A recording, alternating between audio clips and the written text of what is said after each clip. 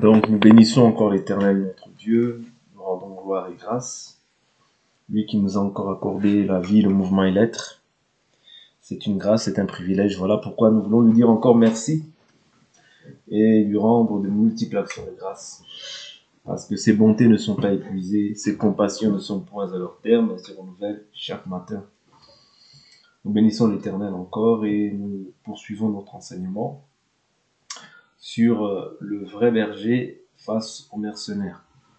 Okay. Le vrai berger face aux mercenaires. Donc, on a pris pas mal de caractéristiques concernant le vrai berger. On a pris aussi pas mal de caractéristiques aussi concernant les mercenaires.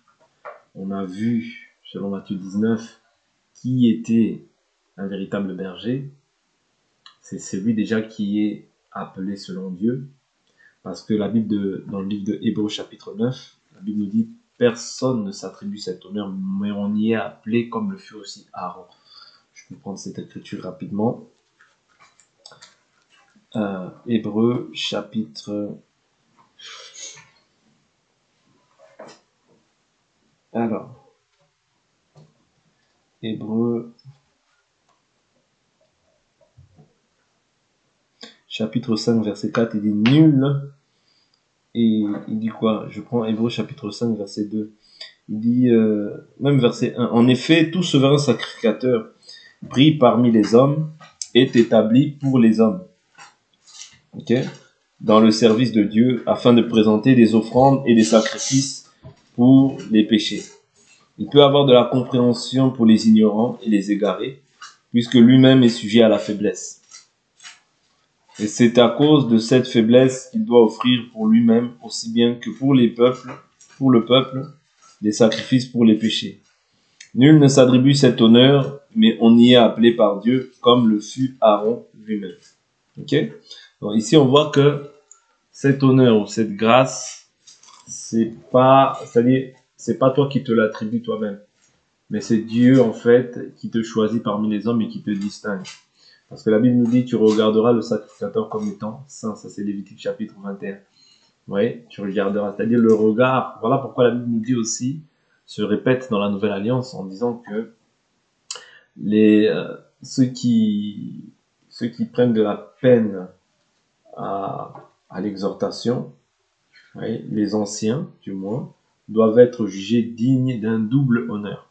Oui, c'est-à-dire que c'est 1 Timothée 5 qui parle de ça.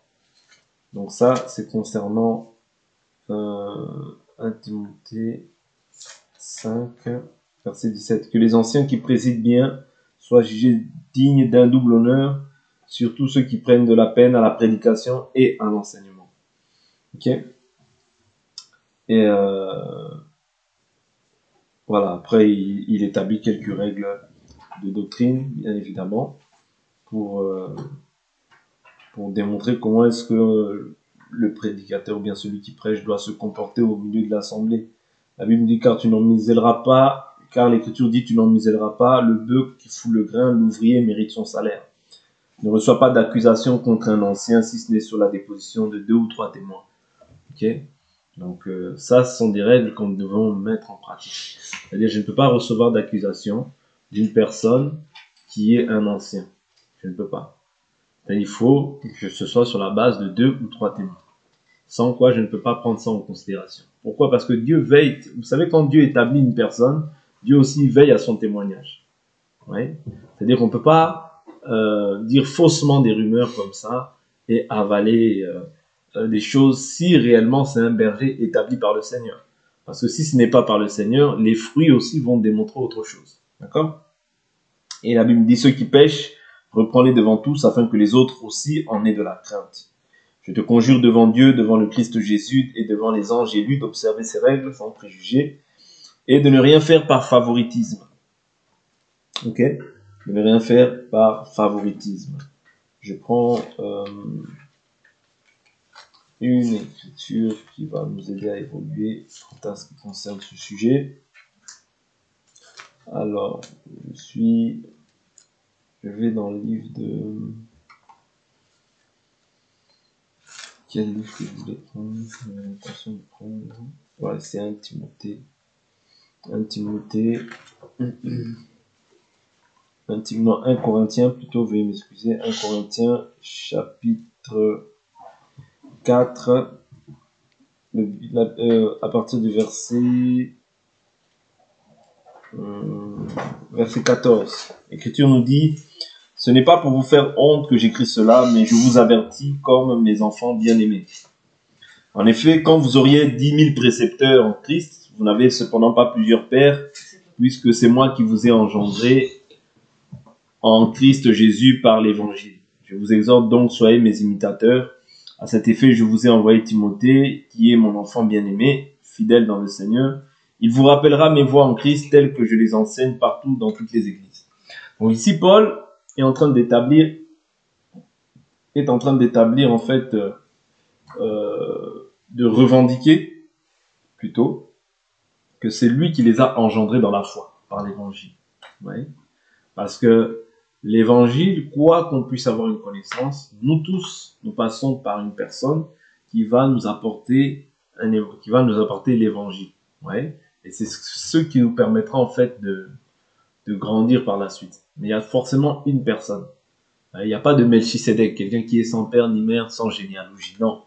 Toute personne qui vient en Christ passe par une personne. Ouais. Qui doit reconnaître aussi comme étant un père dans la foi, un aîné dans la foi, ouais, un ancien. Ouais. Donc, il y a toujours quelqu'un qui va t'engendrer dans la foi. Ok? Donc, Jésus lui-même en est le modèle par excellence.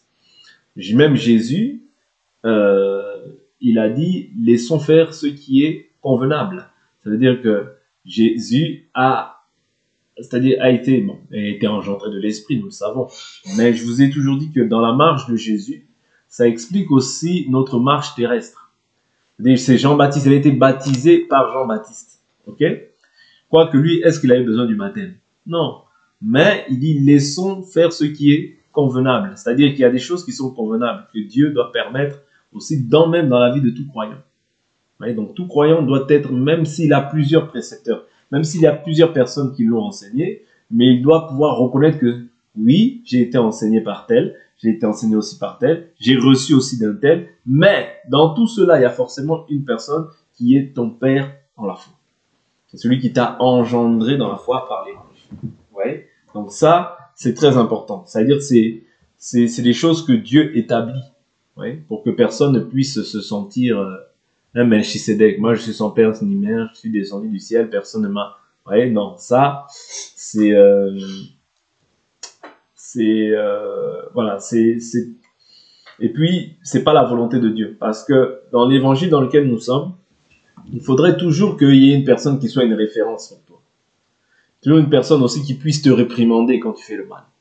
Mais quand tu vois quelqu'un qui veut, c'est-à-dire qui ne veut plus de réprimande, c'est-à-dire il se sent arrivé, il pense qu'il est déjà arrivé, il est parfait. Non. Tous, autant que nous sommes, tant que nous sommes dans cette chair, la Bible dit que nous sommes éloignés du Seigneur. C'est-à-dire qu'on a toujours des corrections. On doit toujours, bien qu'on peut parler de Christ, mais on doit aussi recevoir des autres. Pourquoi? Pour nous corriger aussi. Ouais. Parce que tant que nous sommes dans cette chair, nous devons faire aussi un travail. Nous devons travailler à notre salut avec crainte et tremblement. Donc c'est important. Quoi que tu sois même un vrai berger, ouais, mais tu dois pouvoir aussi avoir des gens qui peuvent te reprendre lorsque tu fais mal. Parce que si tel n'est pas le cas, tu vas te faire Dieu au milieu des hommes. Et c'est pas la volonté de Dieu. Ouais. Un vrai berger, c'est celui aussi qui sait accepter les réprimandes. Je prends une écriture.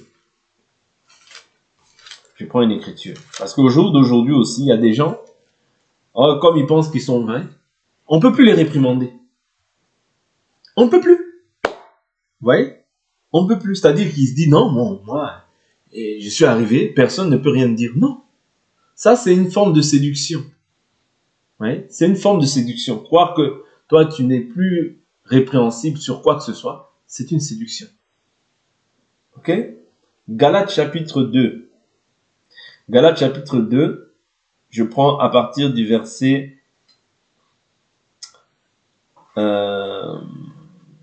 à partir du verset 7.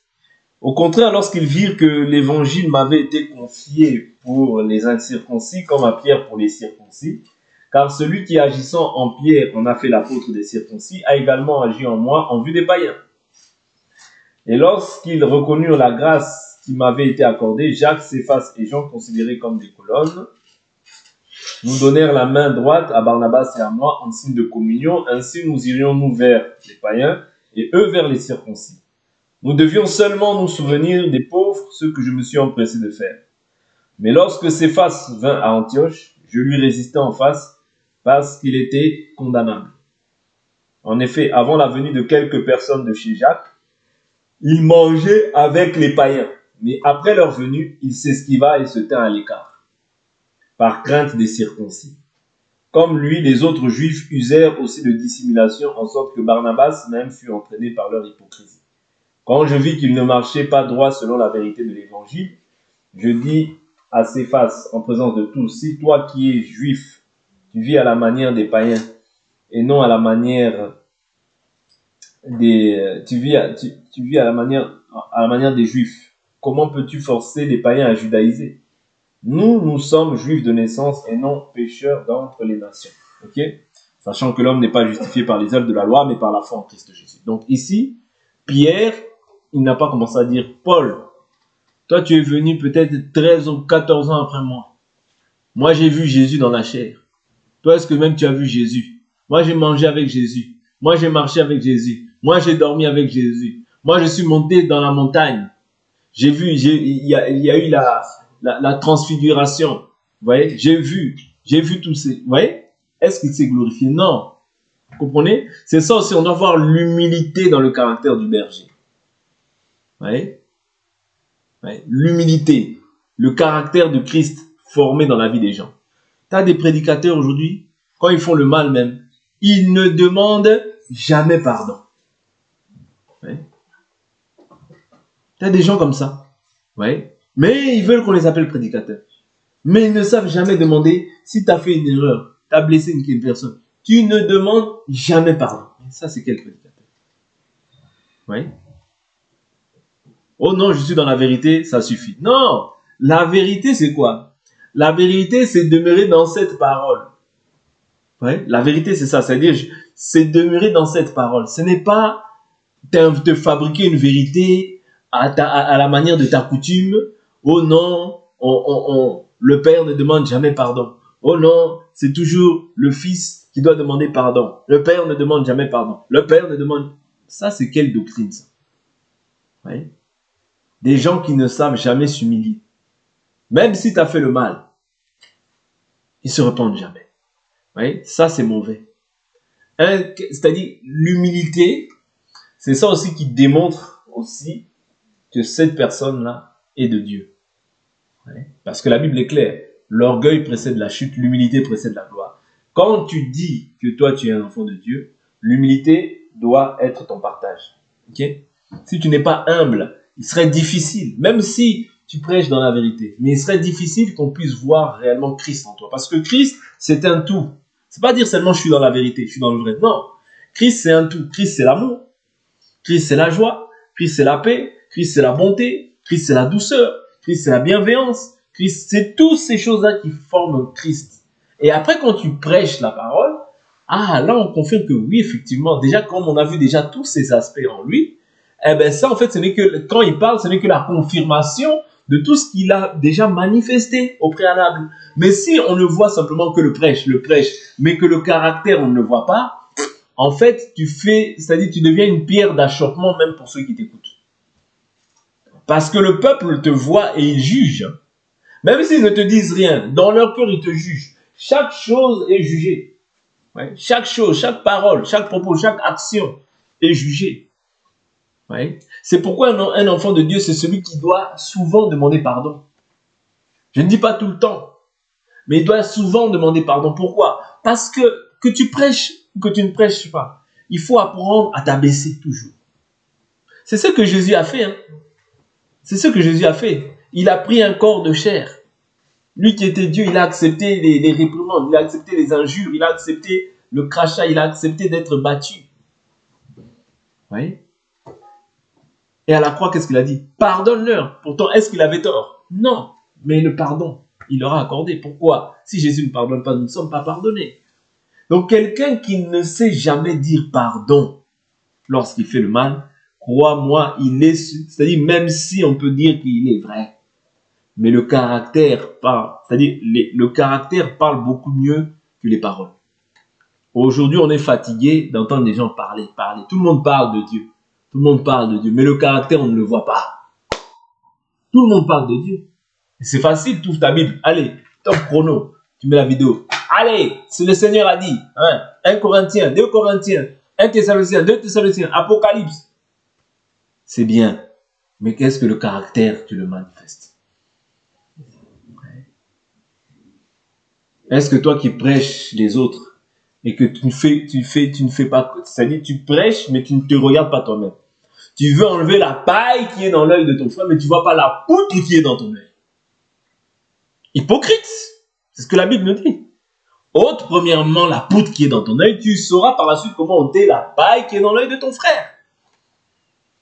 Les hypocrites, ouais, mais qui ont le nom de Jésus à la bouche. Quand tu es comme ça, tu es semblable à un mercenaire, sans t'en rendre compte. Pourquoi? Parce que quand on parle de mercenaire, on voit le mercenaire qui, lui, délibérément, vraiment, on sait qu'il est faux. Mais on voit aussi le vrai, mais qu'il se comporte aussi d'une manière qui n'est pas brisée. C'est-à-dire le comportement, le caractère, l'attitude ne montre pas que cette personne-là s'est s'humilie. Quelqu'un qui est rancunier. Quelqu'un qui... Ouais, il y a beaucoup de gens comme ça. Ils sont dans le Seigneur, mais rancuniers. Ils sont dans le Seigneur, mais haineux. Ouais. Haineux. Mais voilà. Ouais. Puisque, voilà, je ne suis pas dans telle ou telle chose, donc c'est bon. Non. Non. Le caractère, ouais, parle beaucoup mieux que toutes les paroles que tu vas prononcer. Et c'est ce qu'il faut que chacun d'entre nous... Parce que, vous savez, l'Écriture nous dit quoi? Un homme ne peut donner que ce qu'il a reçu. Donc, quand toi, tu écoutes de telles personnes, tu vas aussi communiquer ça. Parce que, en réalité, cette chose-là, toi, les paroles de Jésus sont esprit. Donc, quand toi, tu le reçois aussi dans ton esprit. Physiquement, comme ça, tu ne vois rien. Mais il y a une parole qui est communiquée et qui va, en fait, ça va être une ligne de conduite pour ton âme. Oui, parce que cette parole va conditionner ton âme à marcher d'une certaine manière. Si maintenant, ce que tu reçois, c'est une source amère, ça va produire aussi l'amertume dans ton cœur. Ça va, que tu le veuilles ou non, ça produira l'amertume dans ton cœur. Pourquoi? Parce que tu reçois une source qui peut-être est bonne, qui peut-être la personne est vraie, mais comme il y a de l'amertume, il y a des choses qui ne sont pas encore réglées dans le cœur, il va te communiquer cette chose-là et par la suite, tu seras infecté de cette chose-là. C'est pourquoi il faut faire attention. Quand tu vois que quelqu'un est trop amer, vaut mieux ne pas écouter ça. Vaut mieux ne pas écouter. Pourquoi? Parce que ça va produire dans ton âme quelque chose qui n'est pas bon. Ouais. L'évangile, c'est d'abord être guéri. Jésus dit, la croix, on dit quoi? Sauve-toi toi-même et sauve-nous. Mais pour sauver les gens, il faut que tu sois guéri. Il faut que tu sois guéri toi-même. Ouais. Pour guérir les gens, il faut que toi-même tu sois en bon état. Un médecin qui vient guérir, s'il n'est pas en bon état, s'il n'est pas en bonne santé, ouais, comment va-t-il guérir? Est-ce que vous comprenez? Parce que le ministre de la parole, c'est aussi un médecin qui vient pour apporter la guérison de l'âme aux gens qui sont blessés, abattus, meurtris. Mais si toi, déjà toi-même, tu n'as pas réglé tes meurtrissures, donc tes meurtrissures, là, tu vas les communiquer encore aux autres. Et c'est ça que c'est très dangereux. Voilà pourquoi Jésus dit à Pierre, Pierre, m'aimes-tu? Prends soin de mes brebis. Pierre, m'aimes-tu? Paie mes brebis. Pierre, m'aimes-tu? Sois le berger de mes brebis. C'est-à-dire que quand, vous savez, c'est une lourde responsabilité que de prendre soin d'une âme. C'est parce que les gens ne se rendent pas compte. Tu viens, tu blesses. Non. Une âme, ça a de la valeur devant Dieu. Ouais. Parce que nous, on voit simplement une âme ramassée comme ça. Non, c'est Jésus. C'est une partie de Jésus. Si on se rend compte que quand je parle à mon frère, quand je parle à ma soeur, je parle à Jésus, on parlera différemment. Ça veut dire que je prendrai soin, vous voyez, de parler avec manière. Vous voyez? Pourquoi? Parce que c'est un Jésus que j'ai devant moi. Si tu as Jésus devant toi, tu vas t'adresser comme si tu t'adressais comme aux gens dans ton village. Non. Tu vas t'adresser d'une manière polie, respectueuse. Pourquoi? Parce que tu voudrais aussi recevoir le respect de la part des gens. Vous voyez? Parce que la Bible nous dit, Matthieu chapitre 7, verset 13, c'est la loi et les prophètes. Tout ce que vous voulez qu'on fasse pour vous, faites-le aussi de même pour les autres. C'est la loi et les prophètes. Ça, c'est la loi et les prophètes.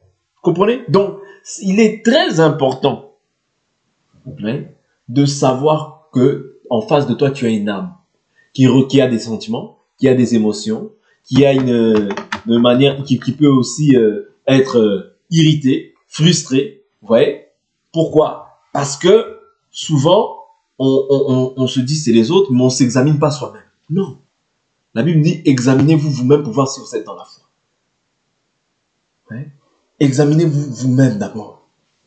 Okay? Il ne s'agit pas de dire je suis berger, je suis berger, je suis berger, je suis berger. Non. Ou bien de faire, c'est-à-dire prendre encore des brebis et les blesser davantage. Non. Là, sans t'en rendre compte, tu fais le travail d'un mercenaire. Parce que tu es en train de blesser, détruire. Et tu te dis, c'est pas grave, c'est parce que c'est l'évangile. Oui, l'évangile, c'est l'évangile qui vient pour séparer moelle, jointure, âme et esprit. Mais je dois toujours m'examiner. Est-ce que dans l'évangile là, il n'y a pas eu, c'est-à-dire à un moment donné, une partie de ma chair qui s'est exprimée? Oui, un côté charnel qui s'est exprimé. S'il s'agit de poser la doctrine, on pose la doctrine parce que c'est la même, elle est identique pour chacun d'entre nous. C'est-à-dire, on ne va pas ajouter, on ne va pas retrancher. Mais, c'est-à-dire la manière dont je m'adresse, mon comportement. Même quand je dis quelque chose, il faudrait toujours que ce soit poussé par l'amour. Oui. L'amour. Parce que si le sentiment de l'amour n'est plus mis en compte, tout ce que je vais faire, ça va être en fait communiqué par la chair.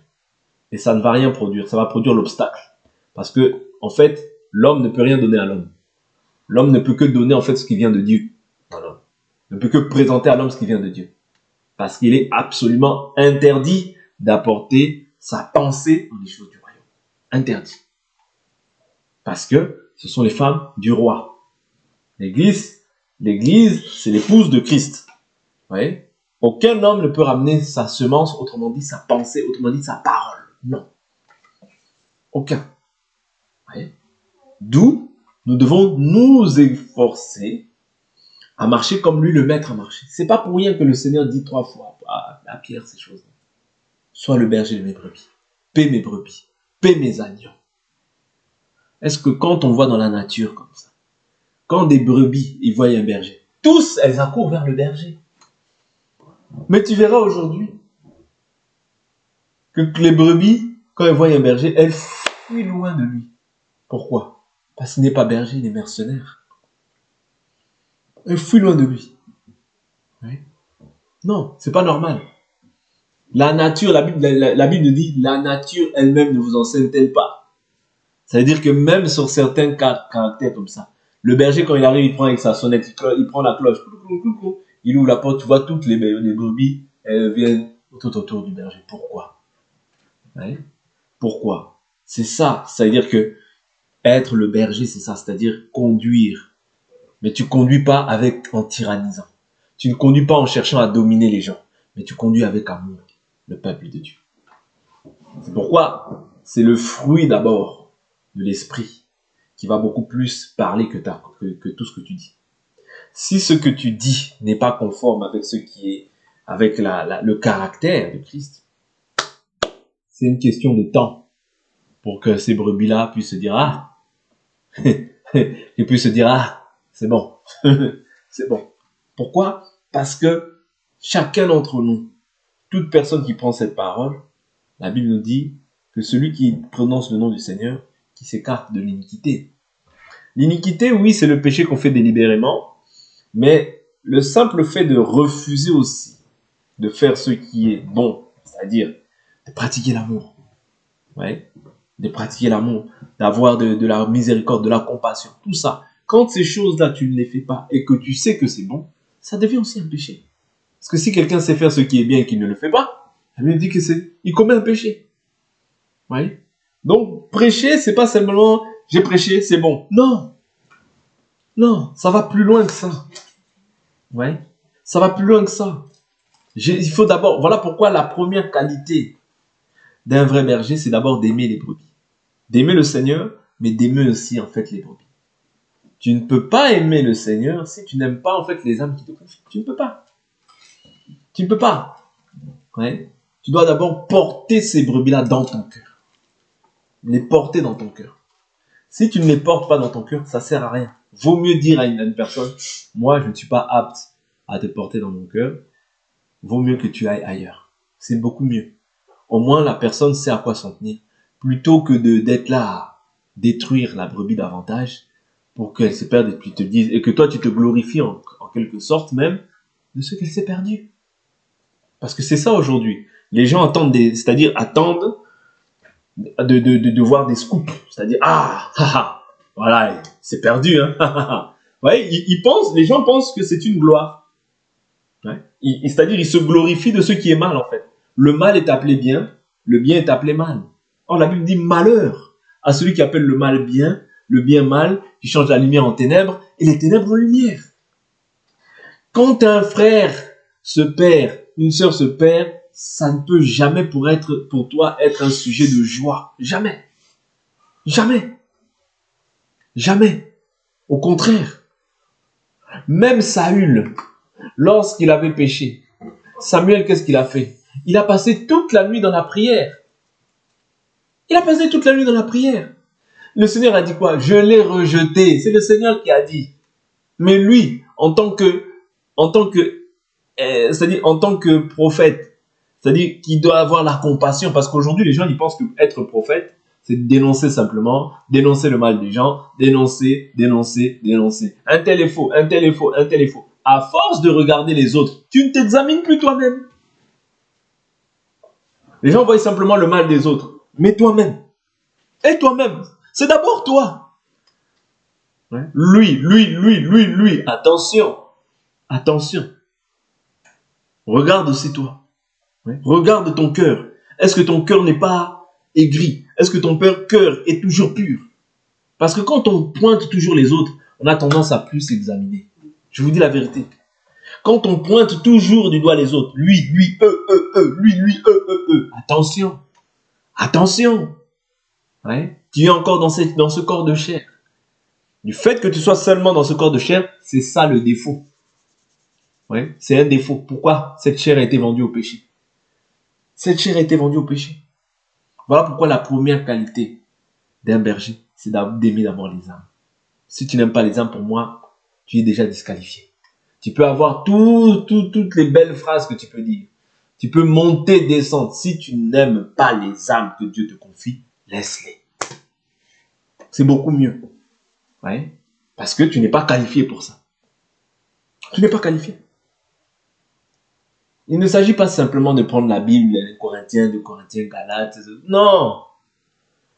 Le diable connaît les Écritures. Est-ce qu'il sera sauvé pour autant? Non. Oui. Donc, allons plus loin dans notre démarche. Allons plus loin, cherchons à porter la charge des brebis. Comme si c'était la nôtre.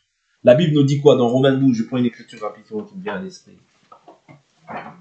C'est très important. C'est les sentiments dont doit être animé quelqu'un qui prétend servir Dieu. Et ici, je parle des bergers, mais je parle aussi en fait même des brebis. C'est-à-dire qu'on doit tous avoir aussi cette pensée-là. Paul dit priez pour moi. Ouais, Paul dit priez pour moi, afin que je sois délivré des incrédules.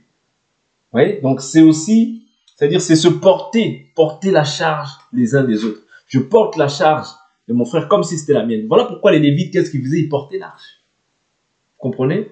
C'est le symbole de ce que Paul dit aussi dans la Nouvelle Nation. Portez le fardeau des uns des autres, ainsi vous accomplirez quoi? La loi du Christ. Mais aujourd'hui, les gens ont même peur de se confier au pasteur. Pourquoi? Parce que le pasteur, quand il reçoit un de tes dossiers, Eh bien, lui, en fait, c'est le public qui doit le savoir. Publication. Ouais. Publication. Ah, d'ailleurs, eux, tu ne sais pas. Ah, d'ailleurs, elle, tu ne sais pas. Ah, d'ailleurs, lui, tu ne sais pas. Non. Le prédicateur doit être un économe fidèle. C'est-à-dire les choses qu'il reçoit des gens, il doit mourir avec dans son cœur. Ouais. Les gens aujourd'hui sont dans une parano, même au travers de leur berger. C'est-à-dire ils ne savent plus à quel saint se vouer. Bien sûr, l'Écriture nous dit, maudit soit l'homme qui se confie dans l'homme, qui prend la chair pour appui. Ça, c'est Jérémie chapitre 17. Mais l'Écriture nous dit aussi dans 2 Chroniques 20, confiez-vous en l'Éternel, vous serez affermis dans votre défense. Confiez-vous en ses serviteurs les prophètes, vous aurez du succès. Ouais. Donc aujourd'hui, il y a une forme de paranoïa qui s'est instaurée au sein de l'Église, c'est-à-dire les gens n'ont plus confiance même en leur berger, parce qu'ils se disent quoi? Tu vas lui dire quelque chose, eh ben, c'est pour que le monde entier demain soit informé de la chose. Ouais. Pourquoi? Les gens n'ont pas vraiment la vie de Dieu. On parle de Dieu, ouais. On aime, voilà, on aime la puissance de Dieu, on aime toutes ces choses-là, mais le caractère n'est pas vraiment pleinement fondé en Christ. Tu peux facilement voir le caractère d'une personne. Ouais. Tu lui racontes quelque chose, et il faut que le monde entier soit au courant. Ça, c'est du n'importe quoi. C'est du n'importe quoi. Quand une personne vient te dire quelque chose, ouais, ce n'est pas pour que toi, tu ailles déclarer aux gens, tu sais, d'ailleurs, eux, tu sais, d'ailleurs, telle personne. Non, c'est mal. C'est mal. Ouais. C'est mal. Je prends la nature. Un médecin comme ça, dans la chair, est-ce que vous croyez que quand il est soumis au secret professionnel? Ça, c'est dans la chair. À combien plus forte raison, toi, tu es médecin pour le Seigneur? Tu connais le cas d'un frère, tu connais le cas d'une sœur, mais tu piapiates. On dirait quelqu'un qui n'est pas converti. D'ailleurs, tu sais, le frère là. D'ailleurs, tu sais, la sœur là. D'ailleurs, tu sais, un tel là. D'ailleurs, tu sais, un tel là. Mais c'est quoi ça? Ouais. C'est quoi ça? Vous comprenez? Donc, tous ces cas-là créent des fois beaucoup de réticence dans la vie des gens. Ouais. Ils s'imaginent que cette personne, c'est son berger, mais c'est le premier à aller le détruire. Ouais. Beaucoup de bergers, en fait, sont des loups, quelque part. Sont des mercenaires, mais cachés, c'est-à-dire déguisés en apôtres de Christ. Ouais. C'est pourquoi confie-toi à Dieu. Confie-toi à Dieu, parce qu'au jour d'aujourd'hui, il est difficile vraiment de te dire que celui-là, non, confie-toi à Dieu, ça. C'est l'ami fidèle. Ok? Voilà. Je prends Romains 12, je vais m'arrêter là, peut-être. Je prends Romains 12, verset 9. La Bible nous dit que l'amour soit sans hypocrisie. Ayez le mal en horreur. Attachez-vous fortement au bien. Par amour fraternel, ayez de l'affection les uns pour les autres. Okay? Par amour fraternel, ayez de l'affection les uns pour les autres. Par honneur, usez de prévenance réciproque. Ayez de l'empressement et non de la paresse. Soyez fervents d'esprit, servez le Seigneur. Réjouissez-vous en espérance. Soyez patients dans la tribulation. Persévérez dans la prière.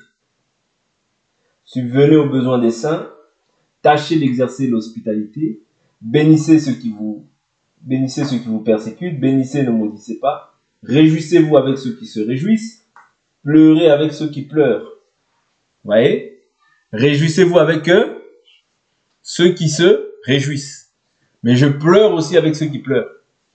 Quand quelqu'un est dans la joie, toi, tu ne peux pas être aigri. Quand quelqu'un pleure, toi, tu ne peux pas être... non, tu dois consoler celui qui pleure. C'est ça les bons sentiments. Quelqu'un est dans l'abattement, toi, tu ne peux pas venir avec agressivité quand tu lui parles. Non. Quelqu'un est dans l'abattement, tu compatis. Tu compatis. D'abord, tu compatis. Ouais. Parce que Job nous dit que l'ami a droit à la compassion de son frère. Ouais.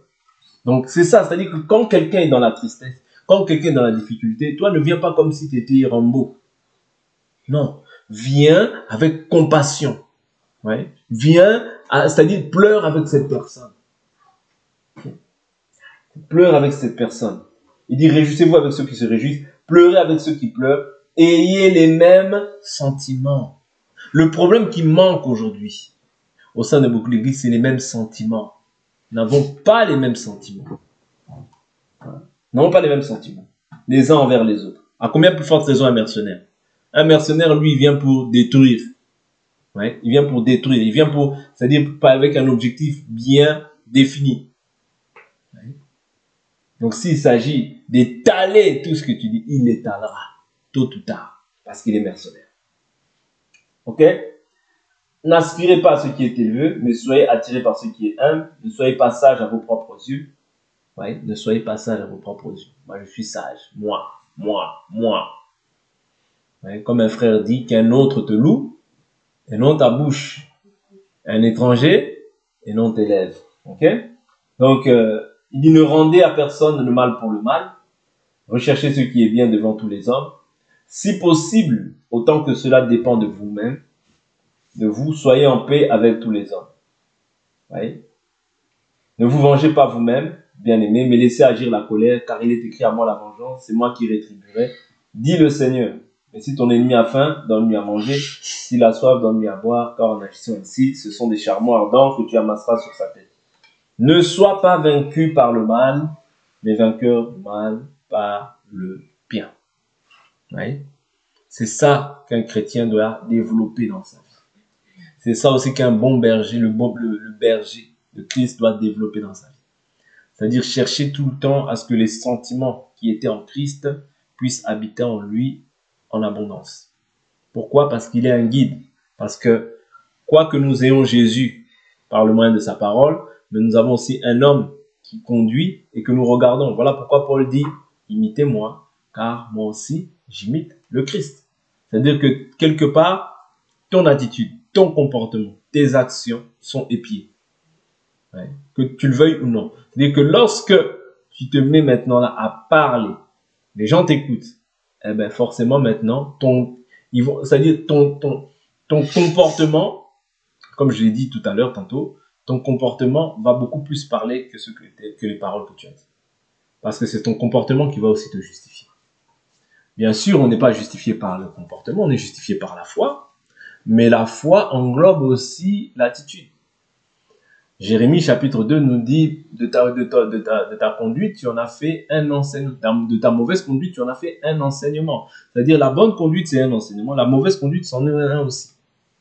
C'est pourquoi efforçons-nous à manifester la vie de Dieu. Parce que nous sommes des lumières. Ouais. Et la Bible nous dit, si la lumière qui est en nous est ténèbres, combien grandes seront les ténèbres? Voilà pourquoi c'est très important. En tant que berger, en tant que fidèle aussi, parce que nous tous, nous comparaîtrons devant le tribunal de Christ. On ne dira pas seulement les bergers, on dira aussi nous tous. C'est-à-dire que nous tous, nous sommes appelés à être transformés en la même image, comme le Seigneur. Ça, c'est 2 Corinthiens chapitre 3. Nous sommes amenés à être transformés, parce que nous sommes des nouvelles créatures. Nous avons tous reçu l'Esprit sans mesure. Ouais. L'Esprit, nous l'avons reçu sans mesure, mais les dons, les grâces, ça, il l'a donné selon la mesure du don de Christ. Ok? Donc c'est très important que chacun d'entre nous veille sur son comportement. Ouais. Veille sur son comportement parce que le Seigneur revient. Ouais. Et s'il revient, tu dois comprendre que maintenant tu dois travailler. Il y a un travail auquel que tu occupais auparavant et il y a un travail dans lequel le Seigneur veut te voir actuellement. Dans quel travail le Seigneur veut te voir? C'est dans la sanctification, dans la crainte de Dieu, dans la haine du mal, dans l'éloignement des passions, dans l'éloignement de l'amour du monde. Ouais. Quand tu t'efforces à marcher de la sorte, eh ben c'est là que tu plais de plus en plus à Dieu. Ouais. Et plus tu avances dans cette marche-là, plus tu verras que tu te rapproches du Seigneur. Mais moins tu observes cette voie-là, puis tu entends de prendre la voie large. La Bible nous dit, resserrez étroit le chemin qui mène à la vie. Il y en a peu qui le trouvent. Mais la large est la voie qui mène à la perdition. Il y en a beaucoup qui entrent par là. Pourquoi elle est resserrée et étroite? Parce que tous nous sommes dans un même champ. Je vais m'arrêter là. Tous nous sommes dans un même champ. Mais à la différence, c'est quoi? c'est que tu en as qui s'efforcent à observer, qui s'efforcent à vouloir plaire au Seigneur. Et quand tu as déjà le désir, Dieu qui produit en toi le vouloir et le faire, va encore ajouter. Mais quand le désir de plaire au Seigneur n'est plus en toi, tu verras que tu vas vivre en fait selon ta volonté. Ouais. Tu vas vivre selon ta volonté. Et là, maintenant, tu empruntes la voie large. Vous comprenez? Mais plus tu t'efforces, s'efforcer, ça ne veut pas dire que je suis automatiquement rendu parfait. Je suis rendu parfait à cause de la nature. Nous sommes les parfaits, nous sommes les saints, ça vous le savez. Mais néanmoins, je me perfectionne jour après jour. Je suis transformé jour après jour parce que j'observe, parce que quand je fais une erreur, ah Seigneur, pardon, et je reviens dans la volonté de Dieu. Ouais, je veille sur tout ce que je dis, sur tout ce que je fais. Ça, c'est un travail qui te prouve à suffisance que quand tu t'examines, que tu vois que non, là je suis encore sur le chemin étroit. Mais quand tu ne t'examines plus, c'est là où le danger entre. Parce que la séduction entre dans ton cœur. Et c'est là que le danger s'élève dans la vie des enfants de Dieu. C'est pourquoi, soyons prudents, tous autant que nous sommes. Ok? Que la grâce et la paix de Dieu soient avec chacun d'entre nous. On s'arrête là pour aujourd'hui, on va prier.